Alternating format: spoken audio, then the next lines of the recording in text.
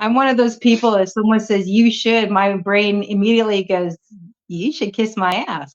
I And hate that phrase so much. my ex-husband used to say that to me all the time. You should, you should, you Yeah. should, you should, you should. And yeah, I don't respond well to it. And I don't actually respond well when my own brain does it to me. Because my own Yeah. brain will be like, you should be doing this. And I'll be like, I do what I want.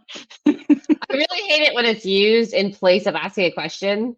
Yeah. Like, oh, you should like go to dinner with me. I'm like, no, you should grow a pair and ask me to go to dinner with you. Like, ask me whatever it is you're actually asking me. Like, this is not cute. This is not funny. This is annoying.